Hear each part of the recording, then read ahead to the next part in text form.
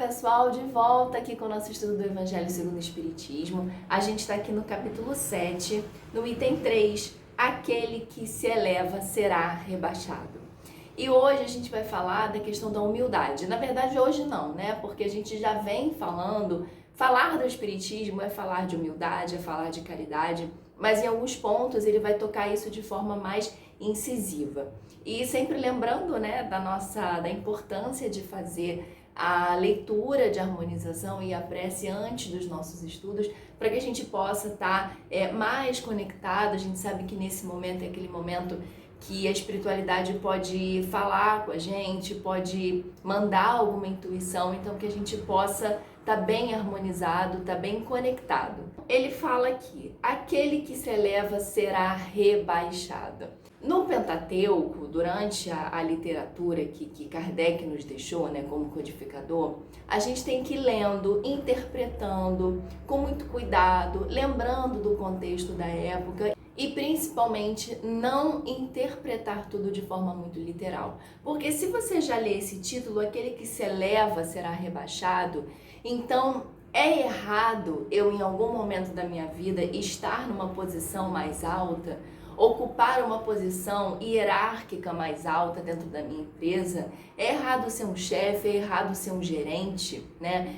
E aí a gente precisa lembrar que o Evangelho segundo o Espiritismo, principalmente o Evangelho aqui, ele está tratando da questão moral. A preocupação aqui é que nós possamos estar elevados moralmente.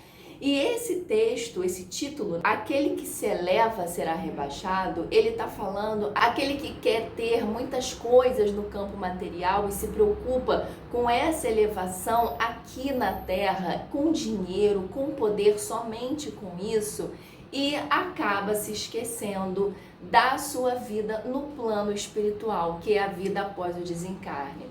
Se elevar aqui seria esquecer da humildade. Então, nos itens 3, 4 e 5, ele vem trazendo trechos do Evangelho, né? Aqui no item 3 é um trecho do Evangelho de Mateus, no item 4 também, e no item 5, um trecho do Evangelho de Lucas. E no item 5, ele então propõe uma parábola que é falando que se formos convidados, né, para as bodas, não tomeis o primeiro lugar. Sente no último e espere ser convidado. E aí, pessoal, isso é muito interessante porque aqui ele está usando o exemplo de uma festa, né? Então imagina você chegando na casa de alguém e você já querendo sentar ali no primeiro lugar, você já querendo sentar no melhor lugar, porque você quer comer melhor, você quer fazer tudo do melhor. E o que ele fala é para você sentar no último. Até aquela pessoa que te convidou dizer, meu amigo, chegue mais próximo. O que é isso, gente? Ele está falando, na verdade, de você chegar mais próximo através de um merecimento. E aí eu acho interessante porque, assim, durante a nossa vida, muitas vezes a gente vai se preocupando em fazer muitas coisas para alcançarmos melhores lugares. É claro que a gente vive num mundo material que exige dinheiro, que exige determinadas posições, que existe determinadas imposições também, isso vai gerar desgastes. É assim mesmo, isso faz parte da nossa vida, faz parte do nosso aprendizado. O problema está em equilibrar essas coisas, porque a gente vai pensando tanto nas conquistas materiais que esquecemos da nossa evolução moral. E na verdade, quando esse trabalho é feito, quando conseguimos parar um tempo do nosso dia, seja para meditar ou seja para a gente dedicar esse tempo a uma conexão com a espiritualidade, com algo que a gente considere ali divino, né? Quando conseguimos fazer isso, automaticamente as soluções e as intuições elas vão chegando. Então, é claro que a gente precisa batalhar, acordar, tomar café, sair para o trabalho, fazer cursos, né? Ocupar o nosso dia com coisas que vão ser necessárias a uma determinada posição que a gente quer ou precisa chegar. Mas a gente não pode ficar só focado nisso o tempo todo e esquecer do outro lado, porque senão a gente pode perder tempo tomando decisões erradas, podemos perder tempo fazendo coisas erradas, entrando por tarefas erradas, tendo retrabalhos. Algo podia ser poupado lá na frente se a gente tivesse parado um pouquinho e seguido a nossa intuição. Ah, Cláudia, mas eu não tenho intuição. Ou eu não sei ainda se é intuição ou paranoia da minha cabeça. Normal, pessoal, isso aí é realmente um trabalho difícil que exige treino e que aos pouquinhos a gente vai conseguindo discernir ali o que é intuição e o que não é, ou o que é uma boa intuição ou uma má intuição, que também pode acontecer. E a humildade, pessoal, eu tô falando isso tudo porque a humildade, ela tá muito ligada a isso. Só quando conseguimos ser humildes e reconhecer que estamos numa posição de aprendizes e que precisamos dessas intuições é que vamos conseguir receber essas mensagens. Semana passada, em 2 momentos diferentes, eu falei dessa situação. Pedimos paz, pedimos amor, pedimos solução para as nossas dificuldades, mas será que estamos aptos a receber? Eu até dei o exemplo de uma pessoa surda, né? Eu tô aqui falando com vocês. Se vocês estiverem com um bom ouvido, se vocês estiverem com o som alto do telefone, vocês vão conseguir me ouvir. Mas se o som estiver desligado ou se vocês tiverem algum problema na audição, a minha mensagem não vai chegar até vocês. E por que vocês acham que com a espiritualidade é diferente? Eles estão gritando, às vezes eles estão falando, mas se a gente não tiver com o ouvido, né, aberto, preparado para ouvir, não vai adiantar. E o que é estar com esse ouvido aberto? O que é estar preparado para ouvir? É ser humilde. E aí por isso que a gente volta lá no início do vídeo, né? Eu tô muito preocupada em trabalhar, eu tô muito preocupada em fazer, eu tô muito preocupada em ganhar dinheiro, eu tô muito preocupada em dar isso pro meu filho, eu tô muito preocupada. Ok, é como eu falei, a gente vive nesse mundo, não dá pra ir ficar meditando no alto da montanha. Mas precisamos reservar um tempo ou precisamos ao longo do dia irmos nos conectando e reparando nas nossas ações para a gente perceber se estamos sendo humildes. Ou se, naquele momento que eu estou tentando alcançar uma posição maior, por que será que eu quero essa posição maior? Será que eu realmente preciso? Será que nessa posição maior eu vou poder ajudar alguém ou eu só quero aparecer? Lembrando a parábola, se eu vou chegar nas bodas e quero sentar na primeira cadeira, por que eu quero sentar na primeira cadeira? Será que eu tenho merecimento? Tudo aí uma metáfora, né? Será que eu tenho merecimento para sentar nessa primeira cadeira? Não é melhor que eu sente na última e aos poucos, com o meu aprendizado, naturalmente eu vou chegar na primeira?